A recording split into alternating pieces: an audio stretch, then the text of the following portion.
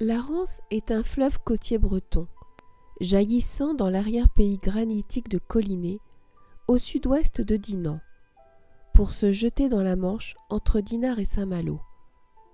Elle s'exprime avec des variations étonnantes, parfois sinueuses, parfois canalisées, et par endroits elle revêt l'aspect d'un grand lac calme.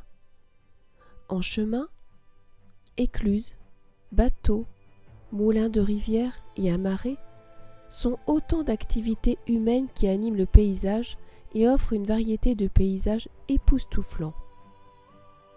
En quelques jours, je n'ai découvert que peu de choses, mais je reviendrai bientôt voir mes amis que je remercie pour leur accueil, leur générosité et leur écoute. Nous avons commencé notre périple au départ de Dinard jusqu'au barrage de la Rance, en suivant un chemin côtier serpentueux, révélant peu à peu des vues à couper le souffle. Face à la mer, reliant Saint-Malo à Dinard, ce barrage, situé dans l'estuaire de la Rance, profite de l'amplitude des marées, décrite comme la plus grande au monde.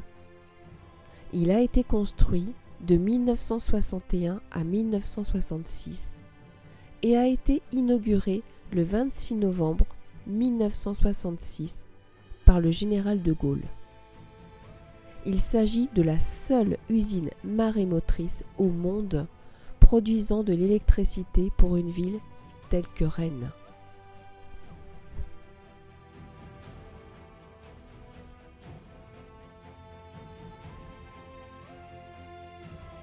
Nichée dans le fond de la petite crique qui abrite le hameau du même nom, la chapelle de la Souhaitier sommeille, dans un écrin de verdure, attendant les pèlerins.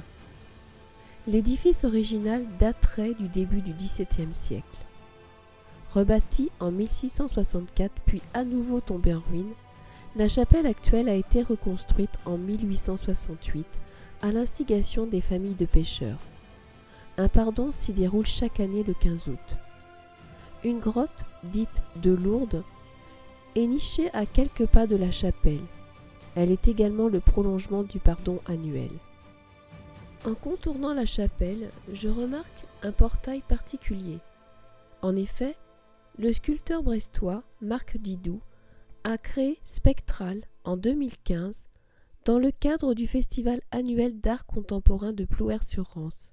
En métal découpé au laser, il suggère par anamorphose et par le jeu des lumières le visage de Junon, la déesse romaine des mariages et de la maternité. Nous poursuivons la balade par les petites routes qui longent la Ria et remontent dans le hameau de la vallée. Le sentier est bordé de perrets qui sont des murs de pierres sèches et mène au bois de la Rigourdaine, qui, arrivé dans ses hauteurs, offre un panorama de Saint-Suliac. Profitant d'une météo printanière, nous gagnons la voie verte qui mène à l'écluse du Châtelier. Elle est rattachée à la commune de Saint-Sanson-sur-Rance. Un de ces hameaux présente une importance stratégique, la Isse. Sur ce territoire a été érigée l'écluse dite du Châtelier, située dans un étranglement de la rivière. Elle est devenue, avec le barrage qui la prolonge, la frontière entre eau douce et eau de mer. Un lieu de passage obligé par les bateaux venant de la partie fluviale vers la mer. Un parcours bucolique, reposant et apaisant, jouxtant la Rance.